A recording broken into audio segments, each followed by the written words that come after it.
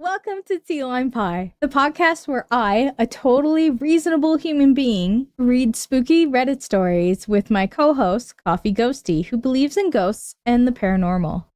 Each week, we take turns reading creepy tales from the internet and break them down, one of us with logic and the other with the love of all things spooky. Is any of it real? Probably not. But hey, if your lights start flickering while you're listening, that's definitely a coincidence, right? Right? You know what I just realized? You name me in the intro, but not yourself. Who are you? Oh!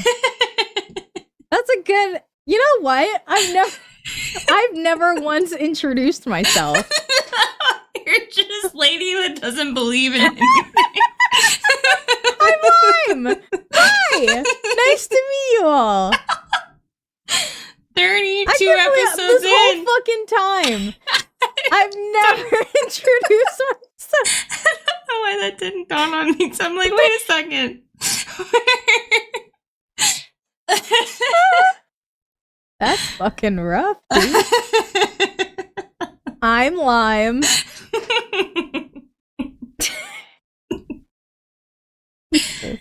Hi, Lime.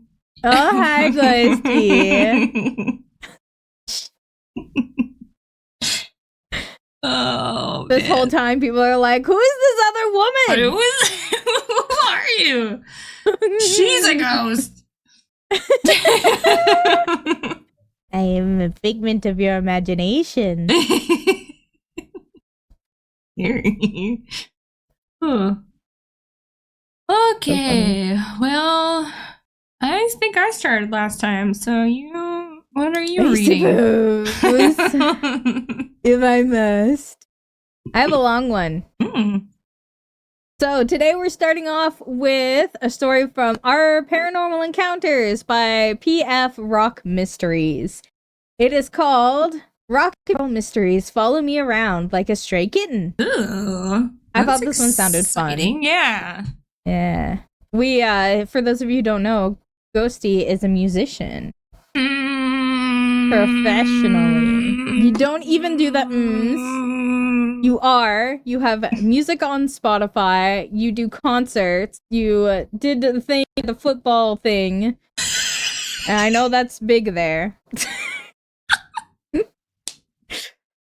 You are professional. Anyway.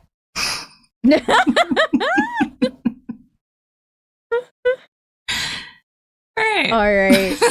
In my last 7 months at Reddit posting the eerie side of rock and roll, this is my first thread.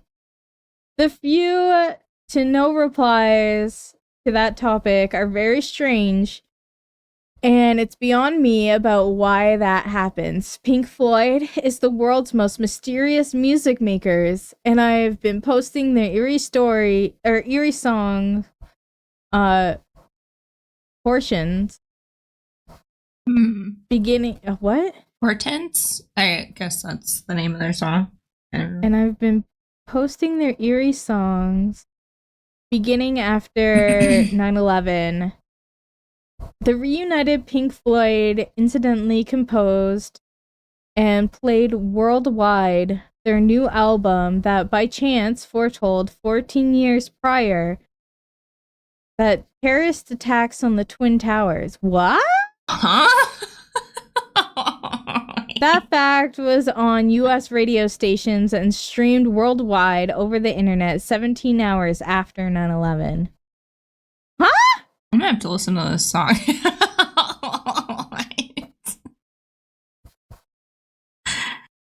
Yeah, what? Okay, true story number 1.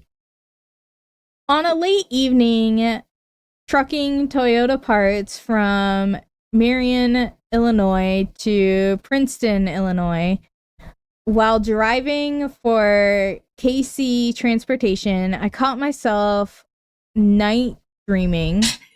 Making a Canadian guess. American state abbreviation. Oh, hold on. What's IN? Indiana. Oh.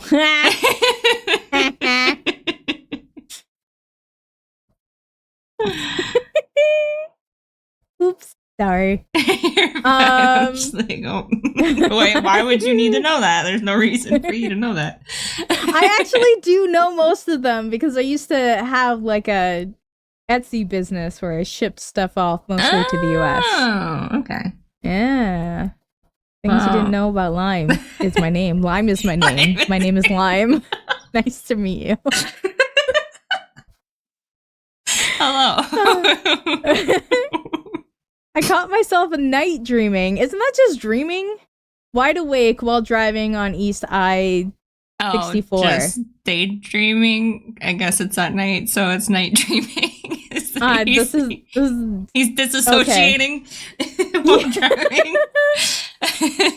Here's my 1 minute dream. It scares me that he says he was wide awake, but he was dreaming and driving a giant truck. Yeah. Concerned. Here's my 1 minute dream.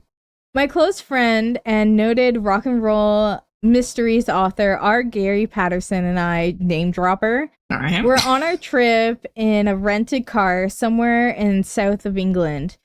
My idea to Gary was to ask him to contact us with Pink Floyd's drummer, Nick Manson.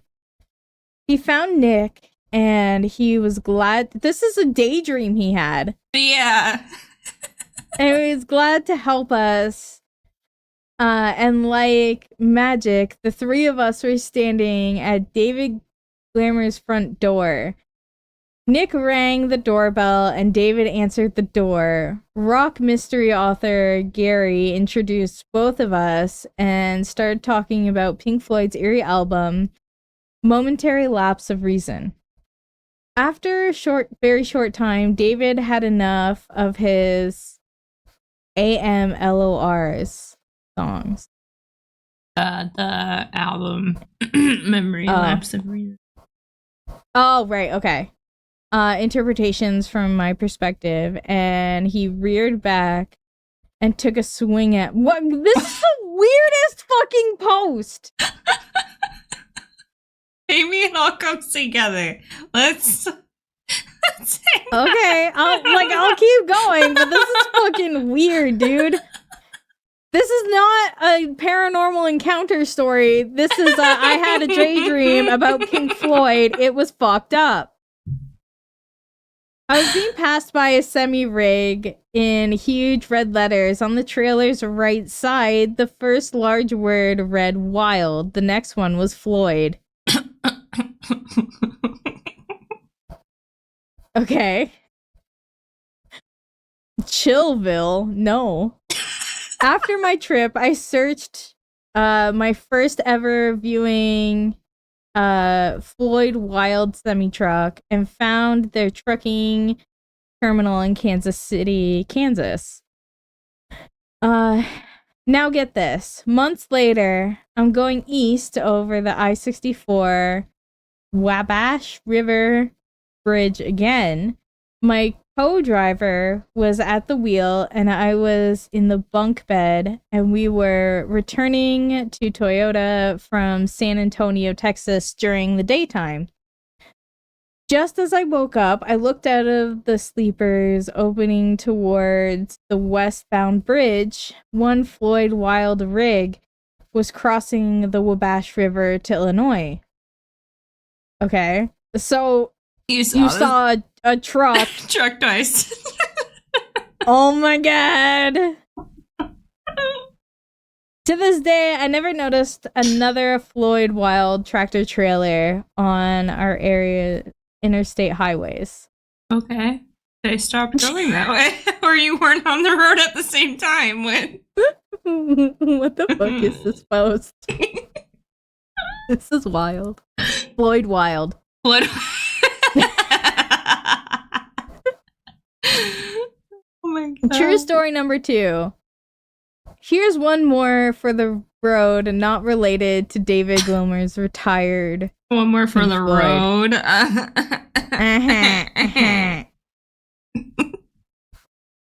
While I was driving our semi-log rig loaded with Kentucky white oak veneer logs headed east on Indiana's Interstate 64. It's always on I-64.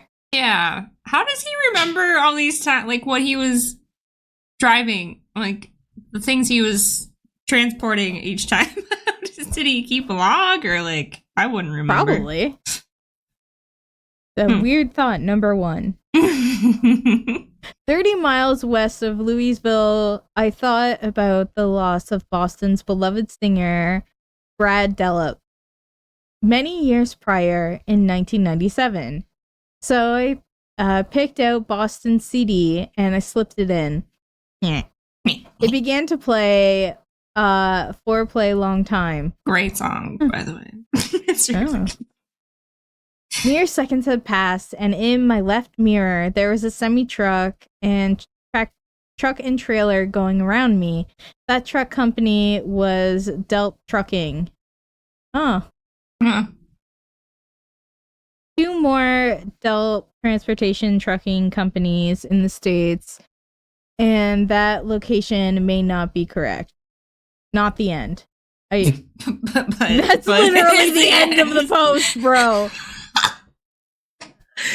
What? These are just a list of coincidences. I had the daydream. It was weird. I saw a truck. It said Floyd. I had another daydream. I saw another truck. With the Boston guy. Yay! What? I don't...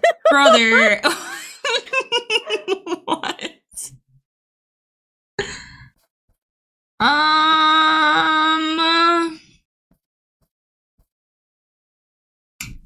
I don't, I wouldn't even, these said rock and roll mysteries in the title, and these aren't even, like, mysteries, really. No, this is nothing. And why is it in the paranormal? How did this get left up? I'm wondering, like... That's a good question. It's not related to anything paranormal whatsoever. Like, how did the story get left by the subreddit mods and stuff? That's crazy. This is so random. I was so excited for the story. I've never been more let down in my entire life. Yeah, the title sounded fun. Yeah. Disappointed. So hopefully our next one's better. Yeah, well. I like how there's always one person in the comments and he's like, that was crazy. Yeah. No, it wasn't. Yeah. I don't.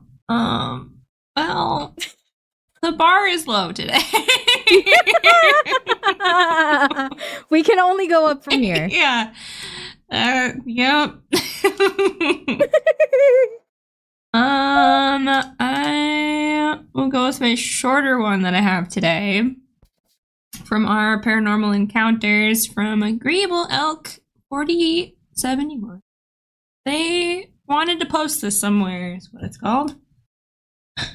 Ever since this incident, I've been afraid of the dark. I can't sleep in places with mirrors or with the door open if there is no hallway light. I think I was 7 or 8 when this happened. I woke up in the middle of the night to use the bathroom. Afterward, I remember walking to my parents' bedroom because I liked sneaking into bed with them. The windows were open, so it was fairly bright in the room from the moonlight. I remember a dark, translucent figure standing over my father. After standing there for a few seconds in shock, I remember trying to scream, but it got caught in my throat.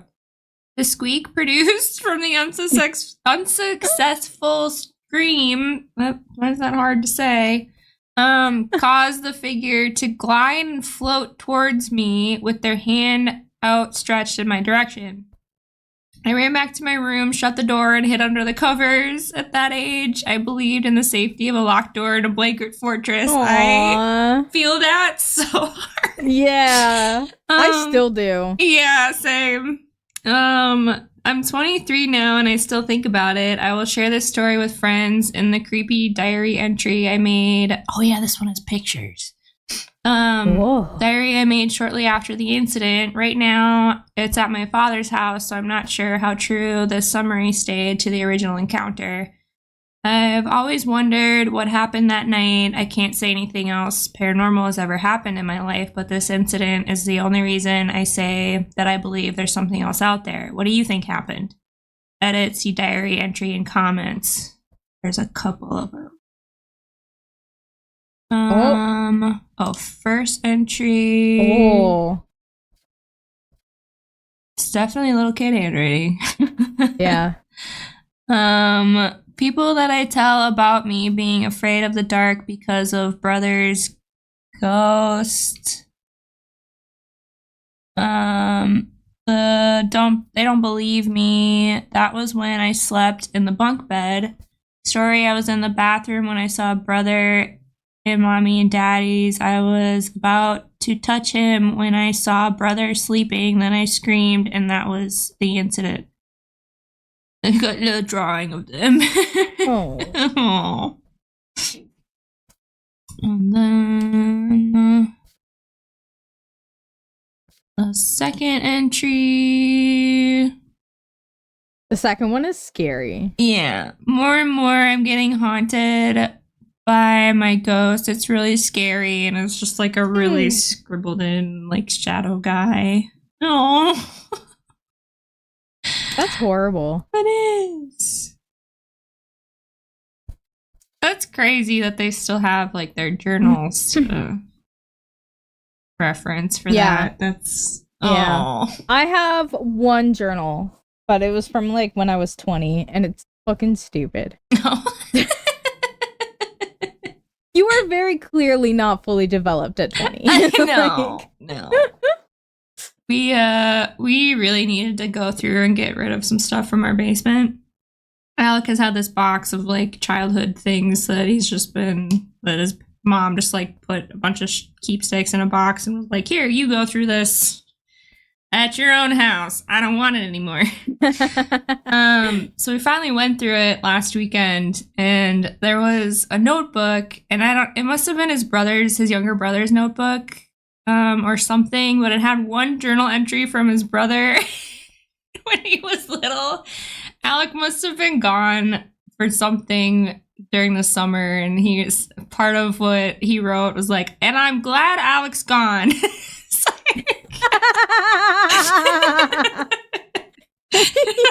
Wow. Damn. We sent it to him. He's like, it's probably just because you weren't around so I could play your Xbox. Big fair. That's so good. Fair, but yeah, it was so funny. I'm glad he's gone. That's so funny. Yeah. Oh my god. Oh yeah, this poor kid. Yeah, that's terrifying. The blanket fortress is so relatable, though. I don't know if I've talked about that. I probably have. I don't know. But, like, when I was little, I used to try and, like, practice if somebody broke into the house. I'd, like, make my bed over myself so it looked like the bed was made, and then, like, try and make it look like I wasn't breathing. But, you know, you obviously would have seen... outline of a kid laying in bed, but I'm like, I'm so smart. They'd never find me. I did something similar, but it was like I used to take my stuffed animals before bed, and I would put them in my pillowcase just in case, like, I don't know, there was a house fire or something, or we had to leave the house. Go. Yeah, I could just take my stuffed animals with me. Yeah, that's so cute. Oh, can't leave them behind. No, they're my friends. Yeah. I still have like a couple of stuffed animals that I like hug every night. Aww. I have a weighted gut. Oh, a weighted His name is Gut. Ah. Yeah, it's awesome. Sounds awesome. Yeah. Yeah. All right. Sad. And like, yeah, the journal entry drawings are really creepy. Spooky. Poor kid. Honestly, I think the existence of the journal entries are scarier to me than the story. It just makes it very real. Makes it more real. Yeah. I do find it interesting that they said I can't say anything else paranormal has ever happened, but in the second journal entry, it says more and more I'm getting haunted by my ghost. It's really scary. So, like, were there more things that maybe they, like, just forgot? Just don't remember? Like, repressed? Yeah. Ugh. Poor kid. That's horrible. Yeah. I always thought about going to, you know how you can get hypnosis to remember things? Oh, yeah. I want so bad to do that to see if I have any repressed memories. Yeah, that would be interesting. I've thought about that because I'm like, too. Traumatize me all over again. It was clearly fine the first time. I don't know why I would forget. Yeah. Let me go through it now. Yeah. Yeah, that would be interesting though. That's so. I've always wanted to do hypnosis. It's so fascinating. All right, this next one is from our haunted houses by Durham Farmhouse. It's called A House I Used to Own, and it looks like there's also a picture attached to this one. I was really on like a picture streak the last time I went ghost story hunting. Oh, it's an article. Oh. About 25 years ago, we bought an old farmhouse in upstate New York. It was a big house built in the 1850s. It needed work, and we fixed it up and used it to vacation rentals while we lived on Long Island. I would go up often to do repairs, and we used it for vacations as well.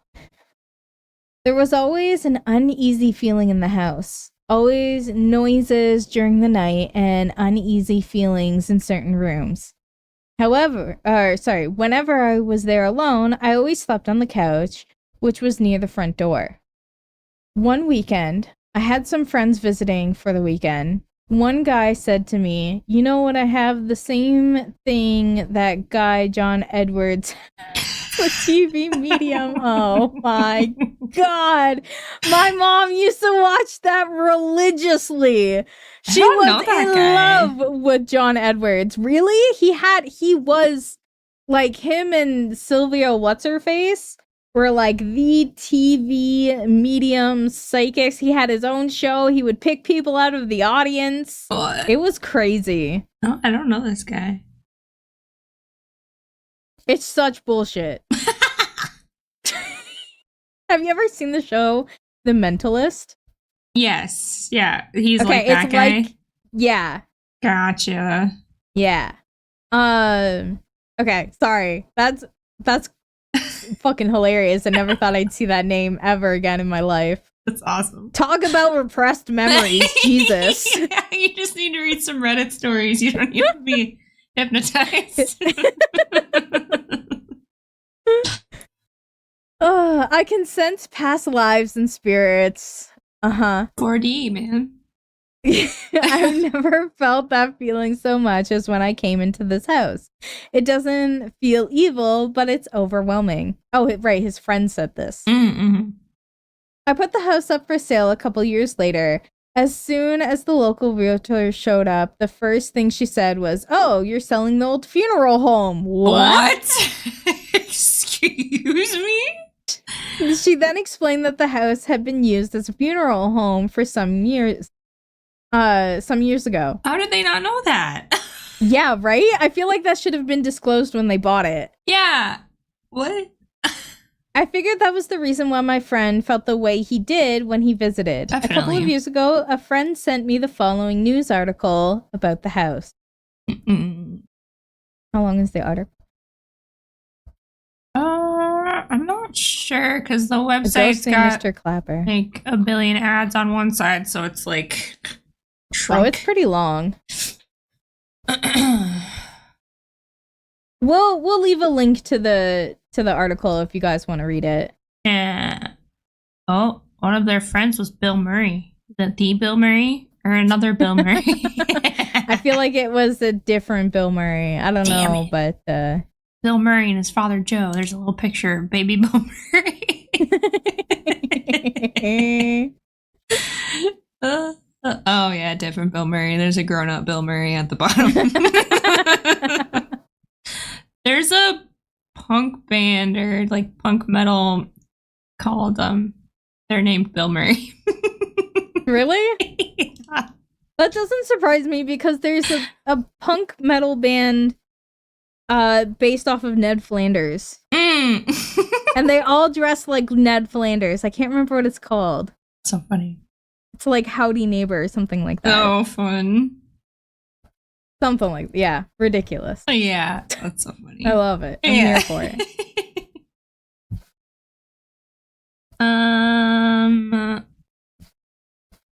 We have so many attachments in the last couple videos. I know. One of the mods commented, very interesting, and now I, the mod, am creeped out as the porcupine soup article parallels with something I was discussing earlier today. Ooh. Creepy article.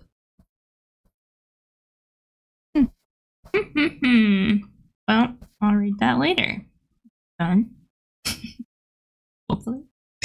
Yeah, people were saying that the article was good, so go read it. I mean, I'd be down to read that instead if you want.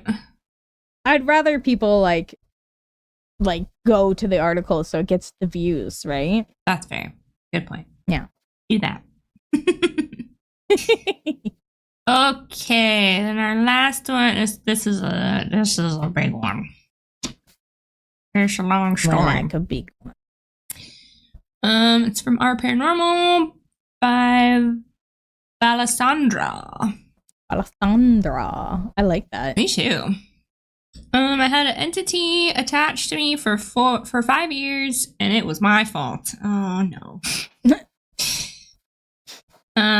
After reading a recent thread here on real experiences, I decided that it is time for me to finally write this in case it is helpful to anyone experiencing something similar. Sometimes when you flip a switch, you can't unflip it.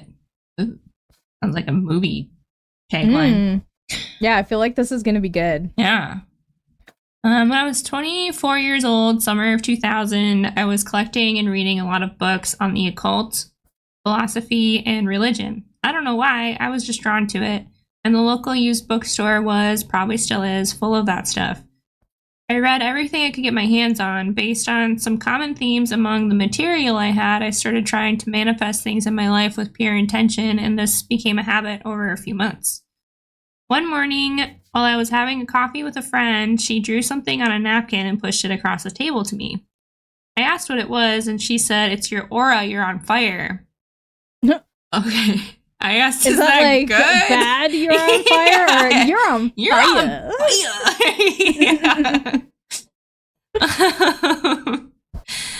I asked, is that good? She said, "I'm not sure. This is just what I see."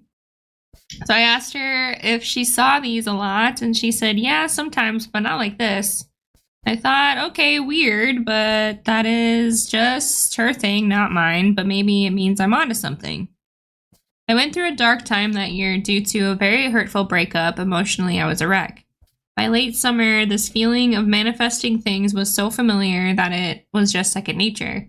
Not that it ever did anything, until one night, my intention invited something in when I was feeling weak, and I immediately knew that I had made a mistake. The next day, I donated all of my occult books to the public library and tried to mentally, cleanse my thought patterns of that intention. But it was too late. By then, I had a persistent feeling that there was something with me, something bigger than I was, tall, thin, or maybe more accurately, spindly, dark, shadowy, or wispy, always in the corner of my sight, or sometimes feeling that it was standing right behind me, even leaning over me. Slender Man. Like, find the pages. even leaning over me like when I was cooking. It didn't seem as bad when I was outdoors or with a group of people. But that summer, I spent a lot of time alone. I got used to it always being there, that feeling of something being close, almost like a constant fight or flight response. Around that time, I was reading the occult books. I had also started a dream journal. I had suffered from sleep paralysis, runs in the family on my mother's side. My intent was merely to remember more about my dreams. I felt this was important for some reason. Fun fact, it isn't. This came with side effects, though. While it became much easier to remember my dreams, it also induced lucid dreams and eventually out-of-body experiences as I was trying to fall asleep. These experiences were all terrifying to me. I have a totally different wild story about that, but I don't want to get off topic. Let's just say that just because it is a lucid dream or out-of-body experience, it doesn't mean you're the one driving. Ugh. Oh, I don't like that idea. Several nights in a row, I saw it clearly as I was on the edge of an out-of-body experience. By this, I mean that one moment I'm laying in bed with my eyes closed, falling asleep, and the next moment I'm separated from my body by a very small distance, maybe an inch or so, and I don't have any eyes that I can close. And so I see it there above me, a pitch black, somewhat shiny thing coalescing from, I don't know if tendrils is the right word, maybe threads, strands, that's a word. Coalescing from black strands above me, and from that I went straight into sleep paralysis. For 3 nights in a row this happened, same experience repeated to the point that I didn't want to sleep, but of course I could only put sleep off for so long, working 2 part-time jobs and trying to get into classes in the morning. But that 3rd night, something different happened, right when I was on the verge of sleep paralysis, but while I was in that out-of-body stage, something else came in and chased the entity off. It was smaller and brighter, and instead of sleep paralysis, I sunk back into my body and slept deeply that night, waking up refreshed. Oh. Did the entity go away? Definitely not. I could feel that it was still around, but it seemed like it would rarely try to get close after that encounter. After a few years, I had nearly forgotten about it. The out-of-body experiences and lucid dreams stopped, but the sleep paralysis continued as it always had. That's horrible. Yeah. Time passed, and I moved out of state for work to the New Orleans area. One late night in 2003, my then girlfriend woke me up and said, "It's staring at you from the doorway." I hadn't told her anything about my experiences years before, but I knew exactly what she was talking about. I didn't say a word that night, but the next morning, she brought it up at breakfast. She told me that she could see demons and angels and that her grandmother could as well. She made it clear that by demons and angels, she didn't necessarily mean in the Christian sense. Her family's religion was some mix of Christianity, maybe Catholic, and I don't want to say voodoo, but that is just the closest label that comes to mind. Now that I think about it, I wonder if it even had a name. Some family folk religion or something. Anyway, she pressed me about why that one was following me around, so I told her my story. She then demanded that I see her mom so she could perform some sort of ritual on me with an old book, not a Bible, but something equivalent for them. I declined the offer, and suddenly I was single again. Can't help her, I'm leaving.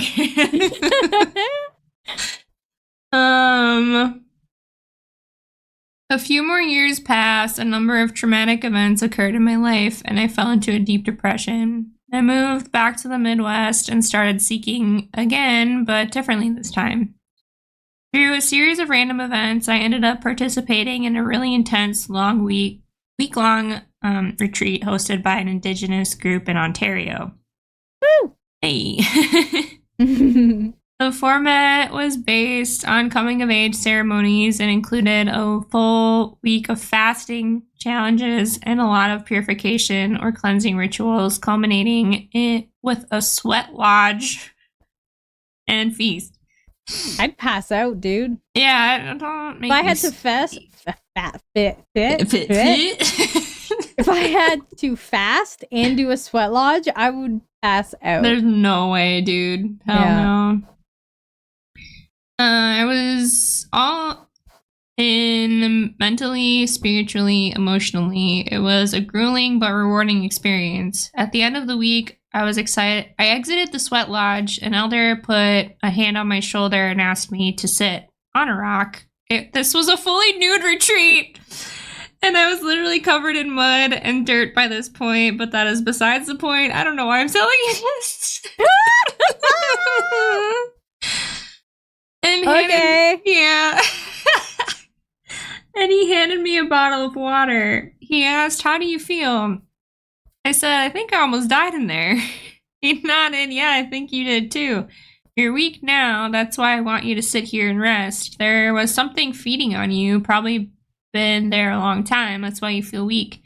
But you're lighter now. It's gone now." He motioned with his hand like a bird flying off. This is why we call on the spirits of our grandfathers to watch over us and protect us from harm. A few minutes of idle chit-chat and then, "Feeling better now?" I nodded and he smiled. "Let's go eat." Hell yeah. I did feel lighter. Ever since then, that feeling of something dark hanging around me has been gone. That retreat spurred a spiritual awakening in me, and although I haven't participated in anything quite like that since then, I did turn my mental, physical, and spiritual health around with therapy, a gym routine, distance running, healthy diet, and yoga.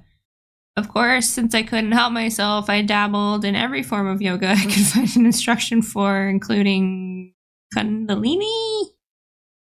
That doesn't sound like what it probably is.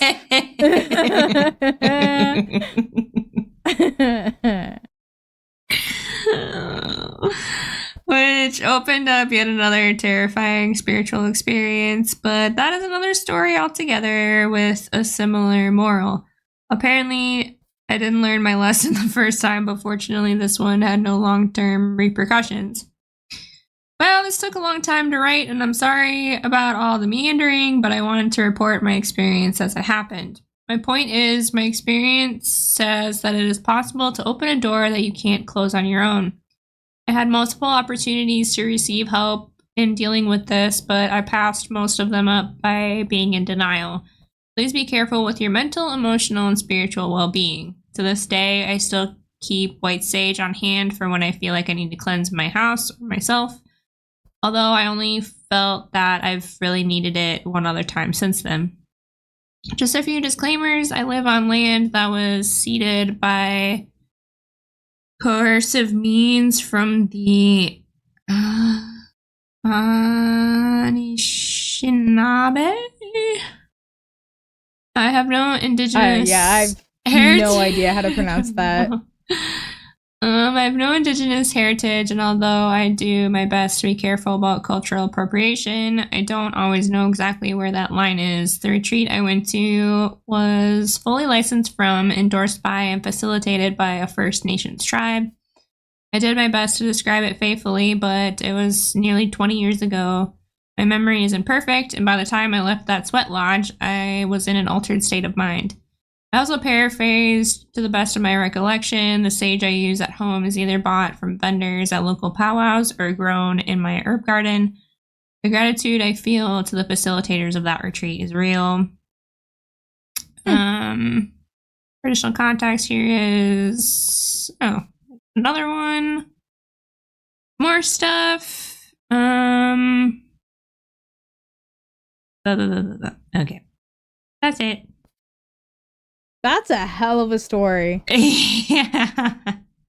That's crazy. Yeah. I'm glad they got themselves out of it and eventually got themselves some help, but... Yeah. It's nice when you have a story that has, like, a moral to it. You know what I mean? Mm-hmm. Like, it has a, don't be like me. Right, Be yeah. good. Take care of yourself. Right, yeah. That is important, regardless of the ghost bits of it. Just take care of yourself. I'm going through the comments, and he posted like 3 other stories. It's crazy. I was like, holy cow, these comments keep going. Yeah, a lot of extra information if anybody wants to click through and read some more. Yep. And for those of you who believe in the paranormal and whatever, take a lesson from this guy, and definitely make sure to keep your mental health in mind when you're searching for your answers. Yeah, definitely. It can let in some weird shit. Absolutely. Don't get a Ouija board. No, definitely not. It's not worth it. Don't do it. All right. That was a heckin' story to end on. I like it. I know. I thought it was good. Yeah, definitely. I can't imagine, having like the out-of-body experience part of it, and then the demon ghost like shadow thing is like also there on top of your like whatever, like ugh. I love that the girlfriend broke up with him. You won't deal with your shit? Fine. I'm out. I'm not taking this on with you. Hell yeah. I'm out. Like, do not transfer that to me. I wonder. All right. They didn't say if after the retreat and everything, if like the sleep paralysis is still a thing for them, or if that went away too. I hope that went away as well for them, or if something else helped. Like, that sucks. Yeah, I'm for like every time we read these stories, I'm so grateful that I don't have that affliction. Same. And I want to like start dream journaling. I would love to do that, to have lucid dreams. But I don't want to potentially invite sleep paralysis into my life. Right. Yeah. No, that's scary. I don't know. That'd be worth it. Yeah. Because like both my mom and my aunt, they both get night terrors. Oh. So like, it's like I don't want to fix away. something that's not broken. Yeah. Yeah. Yeah. Maybe not. Yeah. I don't dream very often. I don't know why. Maybe I'm just not sleeping well enough that I get there, or I just don't remember. But I know that I've had a dream, but I don't remember what happened. But I know that I did dream because like flashes will happen. Sure. Yeah. I had a weird one. I don't know if this was like deep sleep or that weird like your alarms are going off in the morning and then you kind of fall back to sleep kind of dream. But I had a dream that I got like a new reading tablet or something. And so I'm like, oh, I don't need my old one anymore. So then I just started eating it. I woke up, I'm like, what technology. the fuck does that mean? I'm like, maybe someday somebody will make like further along technology so then we don't have to throw it away and put it in like these dumps. We can just have edible technology so then it's decomposing. Like, that'd be interesting. Maybe Smart my dreams bagels are onto something. Yeah, smart bagels coming soon. Yeah. Oh my gosh. If tonight's stories didn't convince you that ghosts are real, congratulations, you're still sane. My name is Lime. But if your lights start flickering, that's your part. Can I start that again? Great. Go ahead. No. I'm gonna start that again.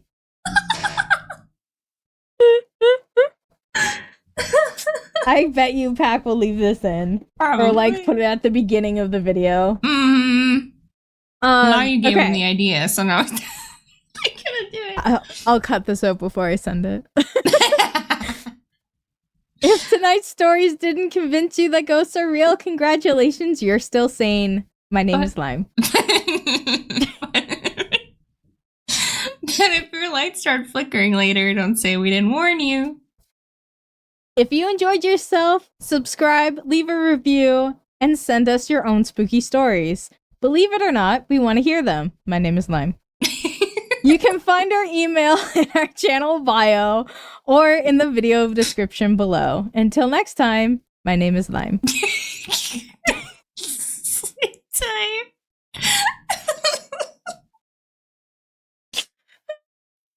That was my favorite outro yet.